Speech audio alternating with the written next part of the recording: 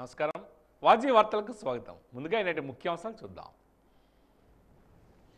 Telugu Desam party ఆవిర్భావం తర్వాత 11 డిఎస్సీలు 1,50,000 పోస్టుల భర్తీ. డిఎస్సీపై సభ్యులు అడిగిన ప్రశ్నకు క్లారిటీ ఇచ్చిన రాష్ట్ర విద్యాశాఖ మంత్రి నారా లోకేష్.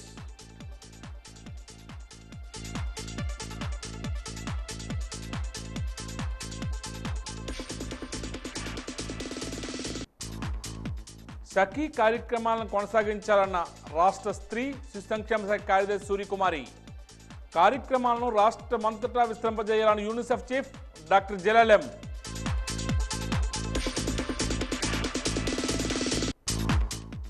ప్రమాదకర వ్యాధుల జాబితాలో 9వ స్థానంలో డయాబెటీస్. రేపు మధుమేహ దినోత్సవం సందర్భంగా వాజీ ప్రత్యేక కథనం.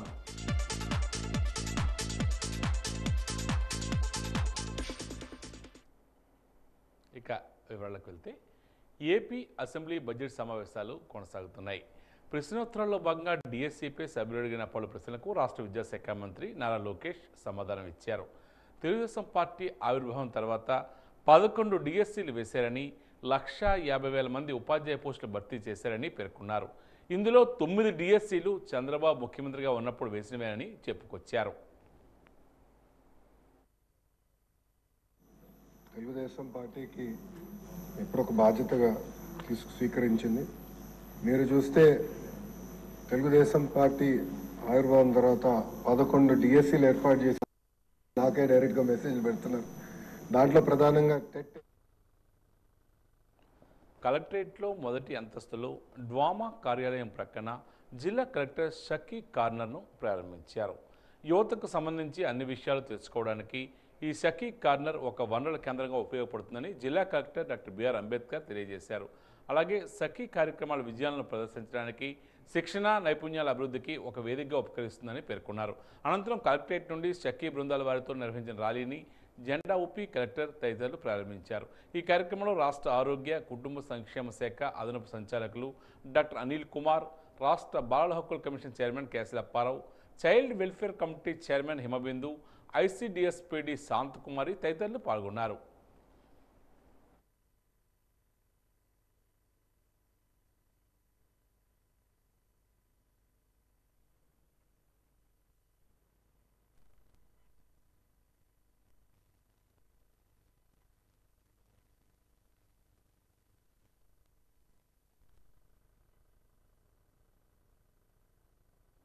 పోషణ, ఆరోగ్యం, సామాజిక ఆర్థిక విద్యా సూచికలను మెరుగుపరిచే లక్ష్యంతో 2022 సంవత్సరంలో తాను ప్రారంభించిన షకీ నేడు మంచి ఫలితాలు ఇవ్వడం ఆనందంగా ఉందని, ఈ కార్యక్రమాలను జిల్లాలోనే కాకుండా రాష్ట్రమంతటా కొనసాగించాలని రాష్ట్ర స్త్రీ శిశు సంక్షేమ శాఖ కార్యదర్శి సూర్యకుమారి పిలుపునిచ్చారు.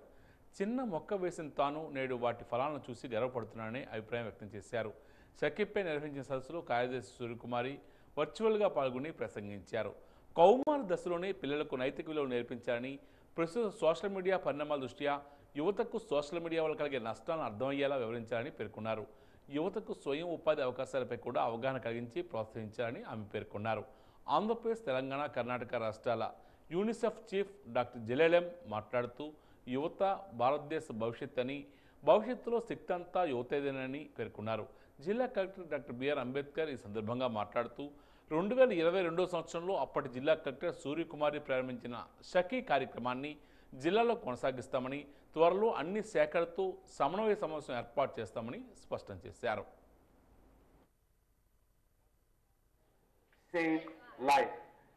What does that mean? How do we make sure that they have a safe life? That's our job.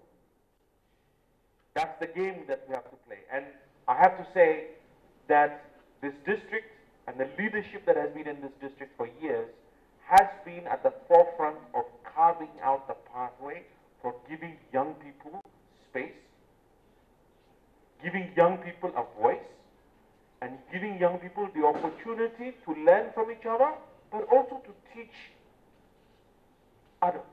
We all must learn from someone.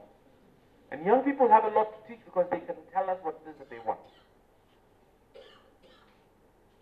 And I want to say thank you to the collector again for taking on an initiative that was already there and taking it to the next step. When we build on an existing program and we take it one step further, that's how we guarantee our future. Young people today will be the leaders tomorrow.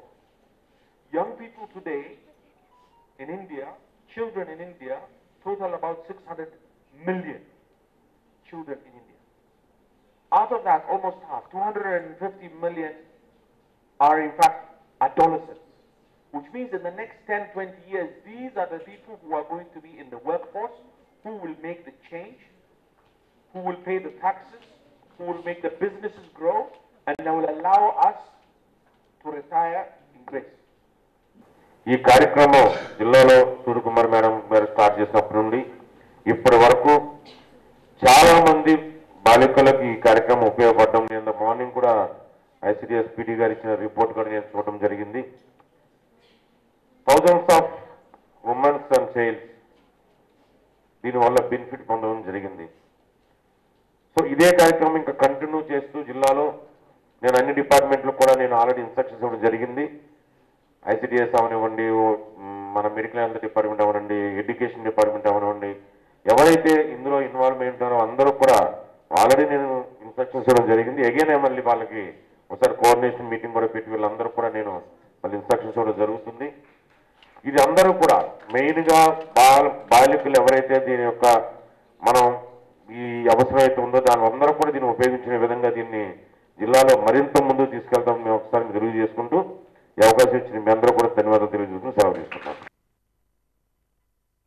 పట్టణంలోని ప్రతి ఒక్కరి సహకారంతో స్వచ్ఛ సుందర పార్వతీపురం కళ సాకారం అవుతుందని పార్వతీపురం జిల్లా collector Shyamprasad పేర్కొన్నారు. వ్యక్తిగత పరిసరాల పరిశుభ్రతతోనే మార్పు సాధ్యమవుతుందని ఆయన స్పష్టం చేశారు. స్థానిక ప్రభుత్వ జూనియర్ కళాశాలలో మృత్యుంజయ ఆడిటోరియంలో స్వచ్ఛ సుందర పార్వతీపురంపై అవగాహన సదస్సు జిల్లా కలెక్టర్ అధ్యక్షతన నిర్వహించారు. ఈ సందర్భంగా కలెక్టర్ మాట్లాడుతూ మలేరియా, ఫైలేరియా, చికెన్ గున్యా, డెంగ్యూ వంటి ప్రాణాంతక వ్యాధులు జిల్లాలో ఎక్కువగా ప్రబలుతున్నాయని, ఇందుకు అపారశుద్ధ్యమే కారణమని తెలియజేశారు. చార్జ్ తీసుకున్న తర్వాత మేజర్గా జ్వరాలు బాగా ఎక్కువగా ఉన్నాయనేది బాగా తెలిసింది. ఇంచుమించుగా ఒక 1700 దాకా మలేరియా కేసెస్ మనకి రిపోర్ట్ అయింది ఈ ఏరియాలో. అండ్ డెంగ్యూ కేసెస్ కూడా ఈ జిల్లా రాగానే మాకు డెంగ్యూ కేసెస్ కూడా బాగా ఎక్కువగా మెడికల్ ఆఫీసర్స్ రిపోర్ట్ చేశారు. మన డిపార్ట్మెంట్స్ని రివ్యూ చేస్తే ఎక్కువ రోగాలకి ప్రబడడానికి కారణం ఏంటంటే మనకి ఇక్కడ మస్కిటోస్, ఈ మస్కిటోస్ బ్రీడింగ్ ఎక్కువగా ఉంది. ప్రపంచ మధుమేహ దినోత్సవం ప్రతి సంవత్సరం నవంబర్ 14వ తేదీన నిర్వహించబడుతుంది. మధుమేహం ఈ వ్యాధి నియంత్రణ కోసం కృత్రిమ ఇన్సులిన్ కనుగొన్న శాస్త్రవేత్త ఫ్రెడరిక్ బాంటింగ్ గౌరవార్థం ఆయన పుట్టినరోజున ఈ దినోత్సవం జరుపుకుంటాం. రేపు ప్రపంచ మధుమేహ దినోత్సవం సందర్భంగా వాజీ అందిస్తున్న ప్రత్యేక కథనం మీకోసం. ప్రపంచంలో ప్రాణాలు తీస్తున్న ప్రమాదకర వ్యాధుల జాబితాలో మధుమేహ వ్యాధి 9వ స్థానంలో ఉంది. మానవ రక్తంలో అధిక మోతాదులో చక్కెర నేరుగా కలవడం వల్ల రోగనిరోధక వ్యవస్థ దెబ్బతినడం జరుగుతుంది. ఈ వ్యాధి అరికాళ్ళు, కంటి నరాలు, హృదయం, మూత్రపిండాలపై తీవ్ర ప్రభావం చూపిస్తుంది. ఈ వ్యాధి నియంత్రణకు కావలసిన కృత్రిమ ఇన్సులిన్ను 1922లో కెనడా దేశానికి చెందిన ఫ్రెడరిక్ బాంటింగ్ అనే వైద్య శాస్త్రవేత్త కనుగొన్నాడు. 1991లో ప్రపంచ ఆరోగ్య సంస్థ ఫ్రెడరిక్ పుట్టినరోజును ప్రపంచ మధుమేహ దినోత్సవంగా ప్రకటించింది. ప్రపంచ ఆరోగ్య సంస్థ, అంతర్జాతీయ మధుమేహ సమాఖ్య ఆధ్వర్యంలో ప్రపంచవ్యాప్తంగా మధుమేహ దినోత్సవం నిర్వహిస్తారు. ప్రపంచ ఆరోగ్య సంస్థ పరిధిలో గల 160 దేశాలలో అంతర్జాతీయ మధుమేహ సమాఖ్య సారథ్యంలో 230 సంస్థలు ప్రజలలో అవగాహన కలిగించడం కోసం విస్తృత స్థాయిలో ప్రచార కార్యక్రమాలను నిర్వహిస్తారు. వంశపారంపర్యంగా కూడా మధుమేహం వచ్చే అవకాశం ఉంది. శారీరక శ్రమ పూర్తిగా లోపించటం, గంటల తరబడి కూర్చుని ఉండటం, పోషక పదార్థాలు సరిగా లేని ఆహారం, వేపుడు కూరలు, అధికంగా కొవ్వు ఉండే పదార్థాలు, మాంసాహారం, బేకరీ పదార్థాలు, నిల్వ ఉండే పచ్చళ్ళు, తీపి పదార్థాలు, కొన్ని రకాల మందుల దుష్పరిణామాలు ఈ డయాబెటీస్ వ్యాధికి కారణం. స్టెరాయిడ్స్, కొన్ని రకాల వైరస్ ఇన్ఫెక్షన్లు, హార్మోన్ల అసమతుల్యత వల్ల కూడా మధుమేహం వస్తుంటుంది. మధుమేహం రాకుండా ఉండాలంటే ఈ కింది వాటిని అలవాటు మానుకోవాలి. తీపి పదార్థాలు, ఐస్ క్రీములు మానుకోవాలి. అతి పరిమితంగా తీసుకున్నప్పుడైతే ఆ రోజు మామూలుగా తీసుకున్న ఆహార పదార్థాల మోతాదు బాగా తగ్గించాలి. అలాగే నూనె పదార్థాలు కూడా బాగా తగ్గించాలి. కొన్ని ప్రత్యేక పరిస్థితుల్లో శరీరంలో చక్కెర శాతం హఠాత్తుగా పెరిగిపోవచ్చు. అప్పుడు మాత్రలు ఆ స్థితిని అదుపు చేయలేకపోవచ్చు. అలాంటప్పుడు డాక్టర్ సూచిస్తే ఇన్సులిన్ తీసుకోవాలి. ఆ తర్వాత చక్కెర అదుపులోకి వచ్చాక మళ్ళీ మాత్రలకే పరిమితం కావచ్చు. ఒకసారి ఇన్సులిన్ తీసుకుంటే జీవితాంతం ఇన్సులిన్ తీసుకోవలసి వస్తుందనేది సరికాదు. ఆ కారణంగా ఇన్సులిన్ తీసుకోవడానికి వెనుకాడకూడదు. పాదరక్షలు లేకుండా నడవకూడదు. పొగ తాగడం పూర్తిగా మానుకోవాలి. మానసిక ఒత్తిళ్లను తగ్గించుకోవాలి. కొలెస్ట్రాల్ అధికంగా ఉండే కొవ్వు ఉన్న మాంసం తినడం మానుకోవాలి. కాబట్టి ప్రపంచంలో ప్రాణాంతకంగా ఉన్నటువంటి మధుమేహ వ్యాధిని సమర్థవంతంగా ఎదుర్కోగలగాలి. విజయనగరం పట్ల ఉన్న ఆటోమొబైల్ దుకాణాలు, పండ్ల దుకాణాలు, కూరగాయల దుకాణాలు, మాంసం దుకాణాలు తనిఖీ చేసినట్లు తూనికలు కొలతల శాఖ ఇన్స్పెక్టర్ దామోదర్ నాయుడు పేర్కొన్నారు. ఈరోజు ఆయన వాజ్ న్యూస్తో మాట్లాడుతూ ఈరోజు చేపట్టిన తనిఖీలో భాగంగా 5 ఆటోమొబైల్ షాపులపై కేసులు నమోదు చేశామని తెలియజేశారు. ప్యాకింగ్లపై తయారు చేసిన కంపెనీ చిరునామాలు లేవని, ఎంఆర్పీ లేవని గుర్తించి దుకాణదారులపై కేసు నమోదు చేశామని తెలియజేశారు. సంబంధిత కంపెనీలకు నోటీసులు కూడా జారీ చేస్తామని అన్నారు. ఈరోజు గంట స్తంభం సమీపంలో చేపట్టిన తనిఖీలు తూనికల రాళ్లు సరిగ్గా లేవని, కేజీకి బదులుగా 800 గ్రాములు మాత్రమే ఉన్నాయని ఆయన చెప్పారు. అలాగే అర కేజీ గుండు 350 గ్రాములు చూపిస్తున్నాయని తెలియజేశారు.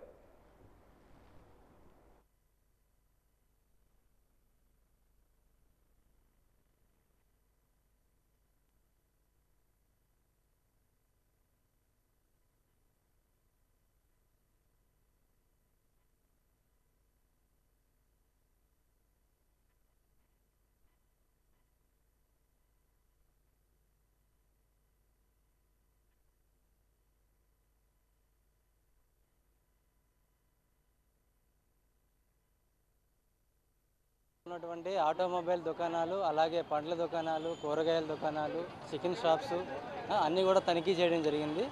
ఉదయం తనిఖీల్లో ఆటోమొబైల్ షాప్స్ తనిఖీల్లో 5 ఆటోమొబైల్ షాపులపై కేసులు నమోదు చేయడం జరిగింది. అదే ఆటోమొబైల్ కంపెనీలు ప్యాక్ చేసినటువంటి ప్యాకేజీలపై కంపెనీ చిరునామాలు లేనివి, అలాగే ఎంఆర్పీలు లేనివి, అలాగే క్వాంటిటీ కూడా లేనివి గుర్తించడం జరిగింది. అలాగే షాప్ వర్తకునిపై కేసు నమోదు చేశాము. అలాగే సదరు కంపెనీకి కూడా నోటీసులు ఇవ్వడం జరుగుతుంది. అలాగే మధ్యాహ్నం నుంచి గంట స్తంభం పరిసర ప్రాంతాల్లో పండ్ల దుకాణాలు, చికెన్ దుకాణాలు మొదలైనవి ఇక్కడ తనిఖీ చేయడం జరిగింది. అలాగే ఈ గంట స్తంభం పరిసరాల్లో ఈ పండ్ల దుకాణాల్లో ఏంటంటే వినియోగిస్తున్నటువంటి తూనికరాళ్ళు సగానికి సగం కేజీ గుండె అయితే 800 గ్రాములు, అర కేజీ గుండె అయితే 350, 400 గ్రాములు, అలాగే ఇంకోటి 450 గ్రాములు ఇలాగ గుర్తించడం జరిగింది. అలాగే ఈ వ్యాపారస్తులందరికీ కూడా హెచ్చరించేది ఏంటంటే ఇక మీదట ఇటువంటి తప్పులు కానీ అలాగే గుండుకు ఉపయోగించి తూకంలో మోసం చేస్తే మాత్రం ఖచ్చితంగా క్రిమినల్ కేసులు అనేవి బుక్ చేయడం జరుగుతుంది. అలాగే అందరితో కూడా మరొకసారి అందరితో చర్చించి వీటిపైన కూడా నిర్ణయం తీసుకోవడం జరుగుతుంది. అలాగే మిగతా వినియోగదారులు అందరూ కూడా ఎవరైనా సరే ఎప్పుడైనా సరే తూకంలో కానీ కొలతలో కానీ తేడా వస్తే ఖచ్చితంగా 8247079822 ఈ నెంబర్కి ఫోన్ చేస్తే వారిపై యాక్షన్ తీసుకొని వినియోగదారులకి న్యాయం చేస్తామని ఈ రకంగా తెలియజేసుకుంటున్నాం. జాతీయ గ్రంథాలయ వారోత్సవాలు నవంబర్ 14వ తేదీ నుంచి 20వ తేదీ వరకు జిల్లా గ్రంథాలయ సంస్థ ఆధ్వర్యంలో నగరంలోని గురజాడ కేంద్ర గ్రంథాలయంలో నిర్వహిస్తామని గ్రంథాలయ సంస్థ కార్యదర్శి లక్ష్మి పేర్కొన్నారు.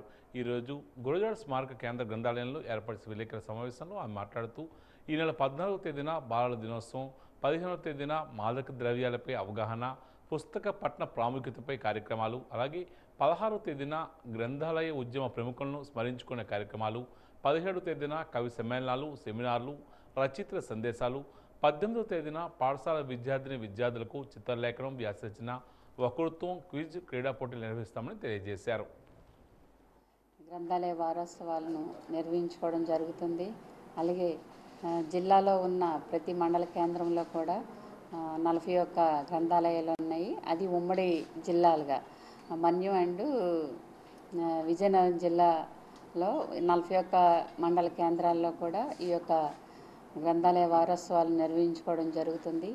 ఈ యొక్క వారోత్సవాల ముఖ్య ఉద్దేశం ఏమంటే ఈ గ్రంథాలయాల యొక్క సేవలను ప్రజల్లోకి తీసుకువెళ్ళాలనే ఉద్దేశంతో ఈ యొక్క వారోత్సవాలను నిర్వహించుకోవడం జరుగుతుంది.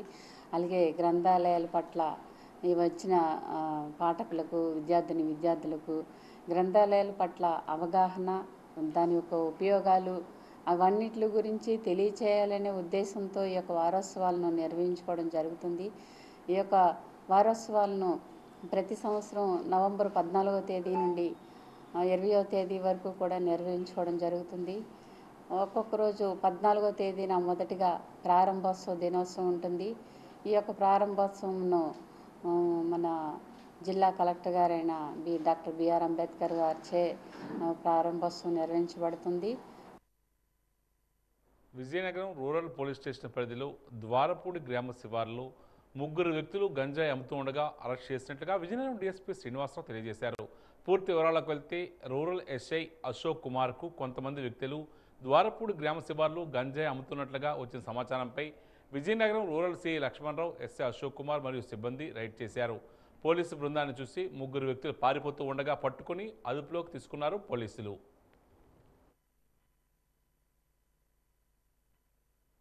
పార్వతీపురం ఎర్రా కృష్ణమూర్తి కాలనీ వద్ద నడిచి వెళ్తున్న మహిళను కారు ఢీకొట్టింది. ఈ ప్రమాదంలో మహిళకు గాయాలయ్యాయి. కారులో ఉన్న వారికి కూడా గాయాలైనట్లు తెలుస్తుంది. పూర్తి వివరాలు ఇంకా తెలియవలసి ఉంది.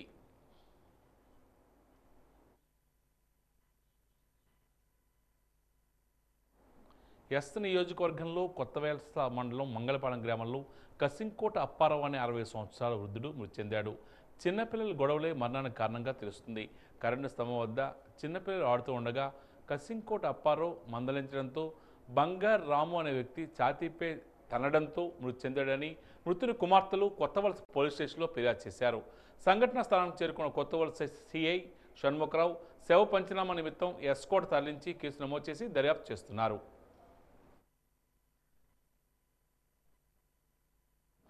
జగద్గురు శ్రీ వీరబ్రహ్మేంద్ర స్వామి 416 జయంతోత్సవాల సందర్భంగా విశ్వ బ్రాహ్మణ సంఘీయులు నిర్వహించిన అన్న సమారాధన కార్యక్రమాన్ని డిప్యూటీ మేయర్ కోలగట్ట శ్రావణి ఈరోజు ప్రారంభించారు.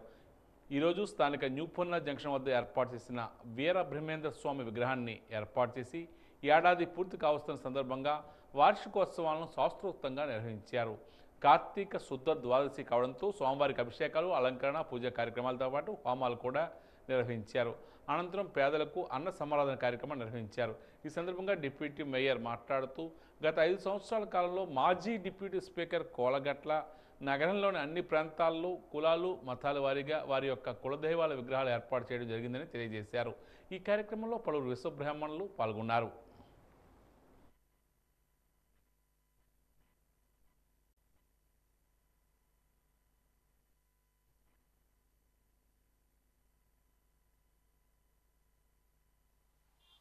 సంవత్సరం పూర్తయింది.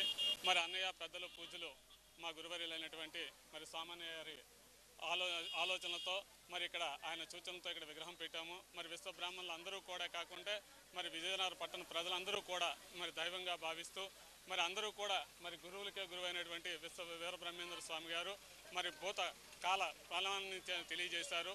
అలాగనే మరి ఆయన చెప్పినవన్నీ కూడా యథావిధిగా జరగడం వల్ల అందరూ కూడా గురువుగా ఆయన్ని గౌరవిస్తూ మరి ఈరోజు ఈ యొక్క పండగలాగా ఈ కార్యక్రమాన్ని ఇక్కడ చేస్తున్నాము.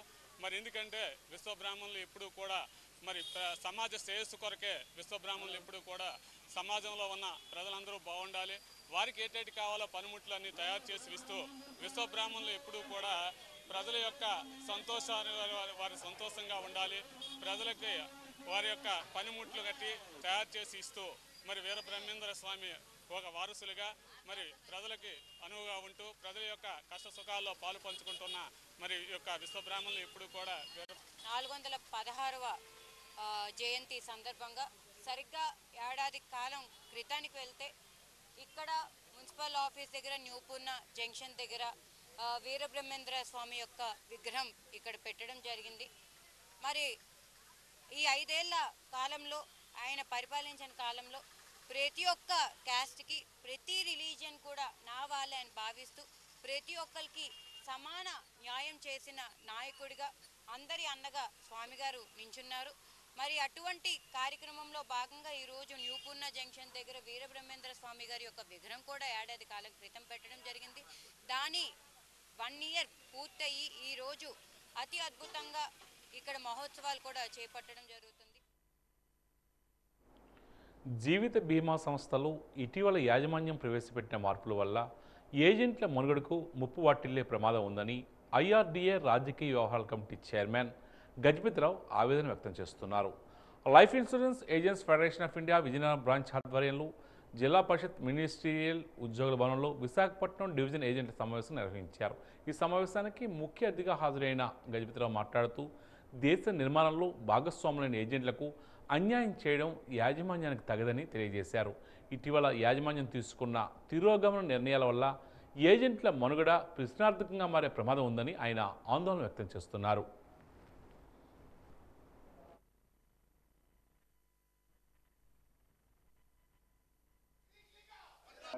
విశాఖపట్నం డివిజన్ కౌన్సిల్ యొక్క ఎమర్జెన్సీ ఈసీ మీటింగ్ పెట్టడం జరిగింది. గత అక్టోబర్ 1వ తారీఖు నుంచి దేశవ్యాప్తంగా ఎల్ఐసి ఏజెంట్లందరూ కూడా ఒక నిరసన ప్రదర్శనలో ఉన్నారు. దీనికి కారణం ఏంటంటే ఫస్ట్ది 1వ తారీఖు అక్టోబర్ నుంచి కొన్ని మార్పులు ఎల్ఐసి చేసింది. దాంట్లో ఏంటంటే అంటే ఏదైతే ఏజెంట్స్ కమిషన్ ఏదైతే ఉందో ఆ కమిషన్ 5 లక్షల వరకు ఉన్న పాలసీల మీద ఏజెంట్స్ కమిషన్ని ఎల్ఐసి తగ్గించింది, ఇవ్వటం లేదు. మరి ఎల్ఐసి సిఇఓ ఎండి గారు రిటర్న్గా ఇచ్చే వరకు కూడా మేము ఈ అసోసియేషన్ చేద్దాం అనుకుంటున్నాం. అదేవిధంగా కేంద్ర ప్రభుత్వం 2047 కల్లా దేశవ్యాప్తంగా అందరికీ కూడా ఇక్కడ ఉన్న దేశంలో ఉన్న వ్యక్తులందరికీ కూడా బీమా ఉండాలని ఒక టార్గెట్తో ముందుకెళ్తున్నప్పుడు ఎల్ఐసి ₹1,00,000 మినిమం పాలసీని 2 లక్షలు చేయడం దానికి చాలా వ్యతిరేకంగా ఉంది. రూరల్ ఇండియాలో ఏదైతే ఈ 2 లక్షల పాలసీ చేయడం చాలా కష్టం, ₹1,00,000 పాలసీ చేయడమే చాలా కష్టం అవుతున్నప్పుడు 2 లక్షలు మినిమం చేశారు. అదే బాబామెట్ట డబుల్ కాలనీలో ఎండల మల్లికార్జున స్వామి దేవాలయంలో కార్తీక మాస ఉత్సవాలు ఘనంగా నిర్వహిస్తున్నారు. కార్తీక మాసంలో తొలి సోమవారం నాడు స్వామివారిని పుష్పాలతో అర్చన చేసినట్లు దేవాలయం అర్చకులు పేర్కొన్నారు. ఈరోజు వాజీ న్యూస్తో మాట్లాడుతూ 2వ కార్తీక సోమవారం నాడు అన్నాభిషేకం చేశామని తెలియజేశారు. 3వ సోమవారం నాడు స్వామివారిని బిల్వ దళాలతో అర్చిస్తామని అన్నారు. 4వ సోమవారం కళ్యాణోత్సవం నిర్వహిస్తామని భక్తులందరూ పాల్గొనాలని పిలుపునిచ్చారు. దేవాలయానికి ఎంతో ఘన చరిత్ర ఉందని తెలియజేశారు.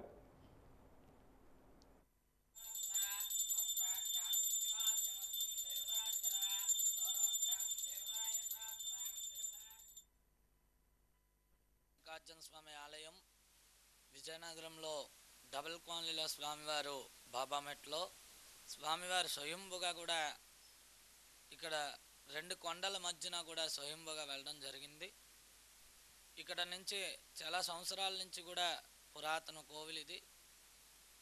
ఒక 15-16 సంవత్సరాల నుంచి ఈ కోవిల్ అనేది ప్రజల్లోనే కానీ భక్తుల్లోనే కానీ బాగా డెవలప్మెంట్ కూడా అయ్యింది.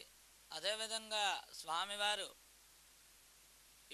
స్వామివారికి నిత్యం కూడా అభిషేకాలు, స్వామివారికి కార్తీక మాసంలో తొలి సోమవారం స్వామివారికి పుష్పార్చన 1,00,000 పుష్పార్చన చేశాము. అదేవిధంగా 2వ సోమవారం స్వామివారికి అన్నముతో అభిషేకం చేశాము. రేపు 3వ సోమవారం స్వామివారికి సాయంత్రం 5 గంటలకి స్వామివారికి 1,00,000 బిల్వార్చన. స్వామివారికి బిల్వం అనేది చాలా ప్రీతికరం కాబట్టి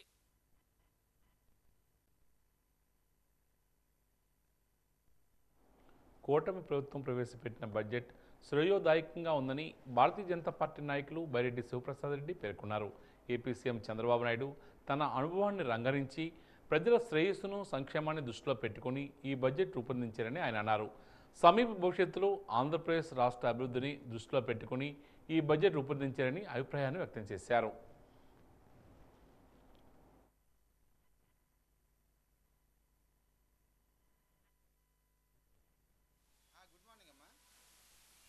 ఆంధ్రప్రదేశ్ ఆర్థిక బడ్జెట్ని రాష్ట్ర ఆర్థిక మంత్రి శ్రీ పయ్యావుల కేశవ్ గారు మొన్న అసెంబ్లీలో ప్రవేశపెట్టడం జరిగింది.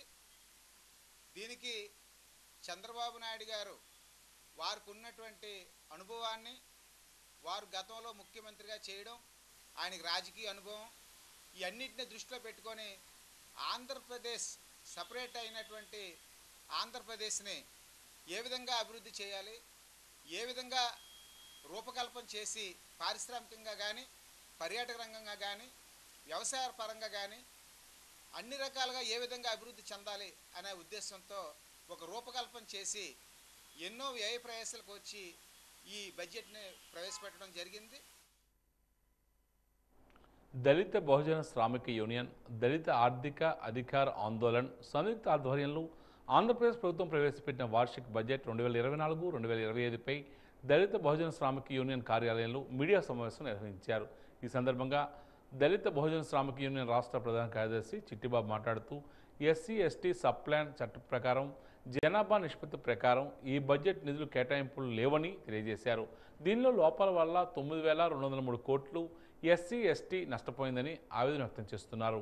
కేటాయించిన నిధుల్లో నేరుగా ఉపయోగపడని పథకాలకు, సాధారణ పథకాలకే సింహభాగం కేటాయించారని ఆయన అన్నారు. ఎస్సీ ఎస్టీ సబ్ ప్లాన్ చట్టం స్ఫూర్తి ఎక్కడా కనిపించలేదని పేర్కొన్నారు.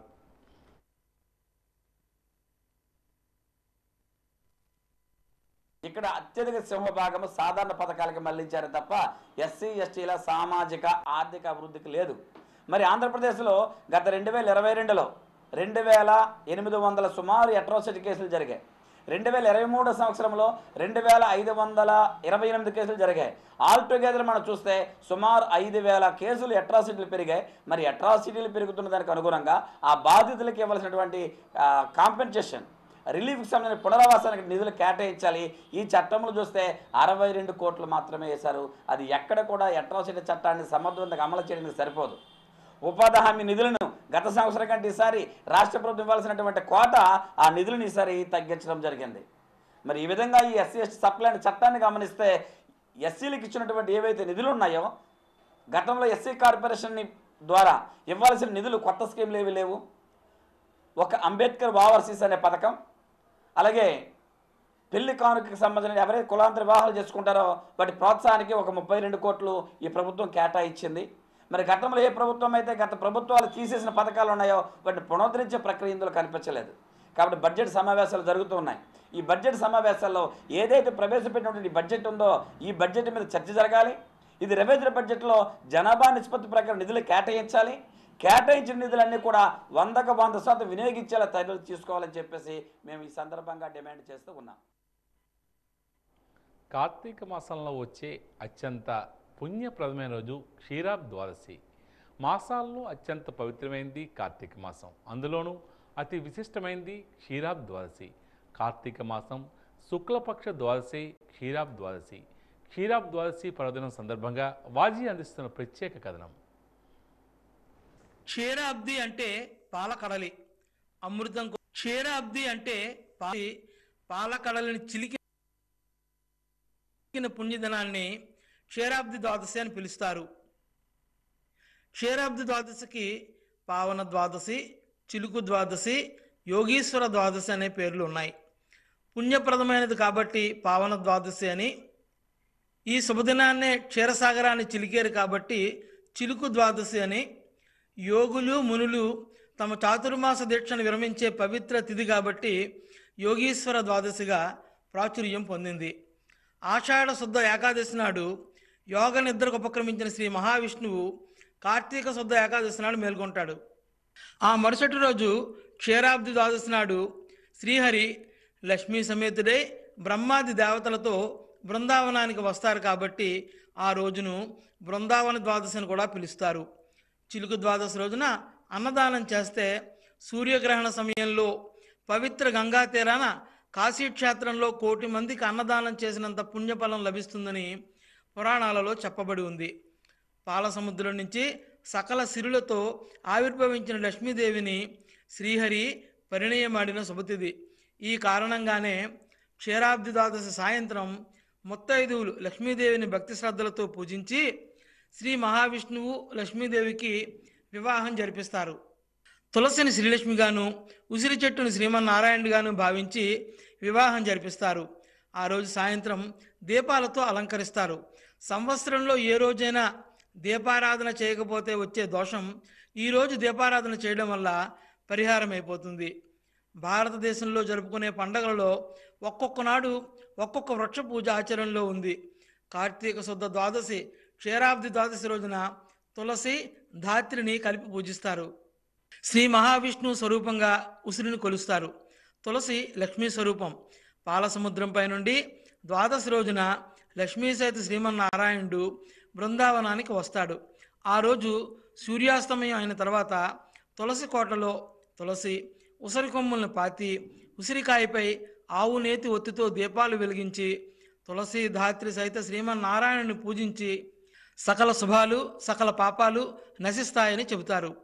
ఒక ఏడాదిలో వచ్చే ఏకాదశులు విష్ణువు యొక్క చర్యలు బట్టి శయన ఏకాదశి, పరివర్తన ఏకాదశి, ప్రబోధిన్య ఏకాదశి, వ్రత నియమాలను బట్టి నిర్జల ఏకాదశి, ఫల ఏకాదశి, వీర పూజనాన్ని బట్టి భీష్మేకాదశి, ఇంద్రికాదశి ఏర్పడగా ఒక పండుతో సంబంధించి ఏర్పడినది ఒక్క అమలిక ఏకాదశి మాత్రమే. కార్తీక మాసంలో అమలిక వృక్షమూలాన ఉసిరికాయలతో ఉసిరిక పత్రితో దైవారాధన చేయాలని, తులసితో పాటు కాయతో కూడిన ఉసిరిక కొమ్మను ఉంచాలని, ఉసిరిక చెట్టు నీడన అన్నం వండాలని, ఉసిరిక కలిపిన నీటితో స్నానం ఆచరించాలని, పౌర్ణమి నాడు ఉసిరిక ఫలం దానం చేయాలని, శిరస్సు, ముఖము, హస్తము, దేహమందు ఉసిరిక పండు ధరించాలని పురాణాలలో చెప్పబడి ఉంది. ఉసిరిక చెట్టు నీడ సోకే కొలంలో స్నానం ఆచరించాలని, ఉసిరిక మాని కింద అరుగు మీద ఆవాసం, పూజ, భోజనం చేయాలని పెద్దలు చెబుతారు.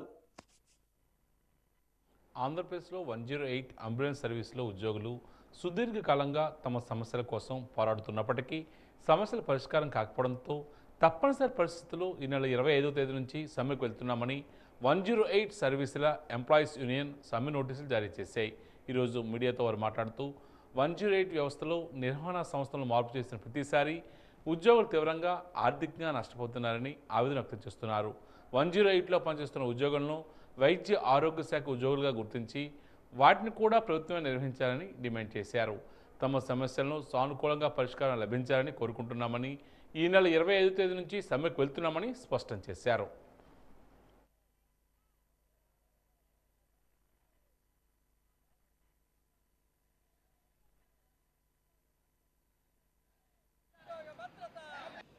సర్వీసు ప్రొవైడర్లు మారుతున్నప్పుడల్లా ఉద్యోగస్తులు చాలా ఆర్థికంగా ఇబ్బందులు పడుతూ ఉన్నారు. అలాగే సర్వీసు ప్రొవైడర్లు మారినప్పుడు కూడా సర్వీస్లో చాలా రూల్స్లు, మార్పులు, కొత్త కొత్త విధానాలను ప్రవేశపెట్టి ఇటు ప్రజలకి ఉద్యోగస్తులకు కూడా చాలా ఇబ్బందులు పడుతూ ఉన్నాము. అలాగే సర్వీస్ ప్రొవైడర్లు మారినప్పుడు కూడా ప్రభుత్వాలు ఈ సర్వీస్ ప్రొవైడర్ సక్రమంగా పనిచేయట్లేదు, ప్రభుత్వ ధనాన్ని వృధా చేస్తున్నాయని చెప్పి మారిన ప్రభుత్వం వల్ల కొత్త సర్వీస్ ప్రొవైడర్లకు అప్పచెపుతూ ఇటు ప్రజాధనాన్ని, ఉద్యోగస్తులను కూడా ఆర్థికంగా ఇబ్బంది పెడుతున్నాయి. కాబట్టి ఇకపైన ఏదైనా కొత్త సర్వీస్ ప్రొవైడర్కి అప్పచెప్పకుండా ప్రభుత్వమే నేరుగా ఇన్ని వేల కోట్ల రూపాయలు ప్రజాధనాన్ని, ఇంత మెడికల్ ఎక్విప్మెంట్, వైద్య ఆరోగ్య శాఖ ఎంత దీనిగా ఉండేటప్పుడు కూడా ప్రభుత్వం ఎందుకు నిర్వహించట్లేదో మాకు అర్థం కావట్లేదు. ఇటు ప్రజాధనాన్ని 108లో పనిచేస్తున్నటువంటి ఉద్యోగస్తుల దాకా భవిష్యత్తుని దృష్టిలో పెట్టుకొని 108 సర్వీస్ని ప్రైవేట్ సర్వీస్ ప్రొవైడర్లకు అప్పచెప్పకుండా ప్రభుత్వమే నిర్వహించాలనేది మాది ప్రధానమైనటువంటి డిమాండ్. కాబట్టి దయచేసి ప్రభుత్వం స్పందించి మా ఉద్యోగస్తులకు తగు న్యాయం చేయాలని మేమందరం కూడా కోరుకుంటున్నాం. రాష్ట్ర వ్యాప్తంగా రేపు 25వ తారీఖు నుంచి సమ్మెకి వెళ్ళడానికి మేము మా ఏవైతే న్యాయమైనటువంటి డిమాండ్లు ఉన్నాయో ఆ డిమాండ్లు నెరవేరే పక్షంలో రాష్ట్ర వ్యాప్తంగా 25 నుంచి నిర్వధికంగా సమ్మెకి దిగుతామని చెప్పేసి ఇటు ప్రభుత్వానికి తెలియజేస్తున్నాం. పిల్లల్లో న్యూమోనియా లక్షణాలు గుర్తించి నివారణ చర్యలు చేపట్టాలని పార్వతీపురం జిల్లా వైద్య ఆరోగ్య శాఖ అధికారి డాక్టర్ విజయపార్వతి సూచించారు. శ్వాస సంబంధిత సమస్యలను పిల్లల్లో గుర్తించే సర్వేకు సంబంధించి సాన్స్ కార్యక్రమాన్ని డిఎంఎండ్హెచ్ఓ ఆధ్వర్యంలో జిల్లా ఆరోగ్య కార్యాలయ ప్రాంగణంలో నిర్వహించారు.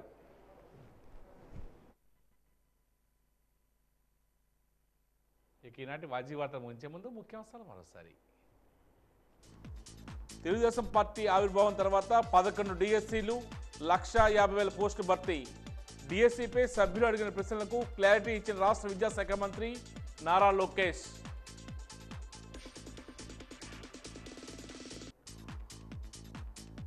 సఖీ కార్యక్రమాలను కొనసాగించాలన్న రాష్ట్ర స్త్రీ శిశు సంక్షేమ కార్యదర్శి సూర్యకుమారి. కార్యక్రమాలను రాష్ట్రమంతటా విస్తరింపజేయాలన్న యూనిసెఫ్ చీఫ్ డాక్టర్ జెలెలెం.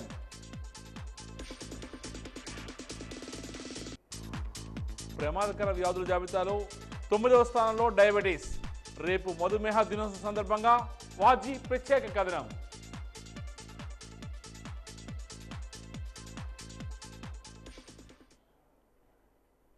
వాజీ వార్తలు ఇంతటితో సమాప్తం. నమస్కారం.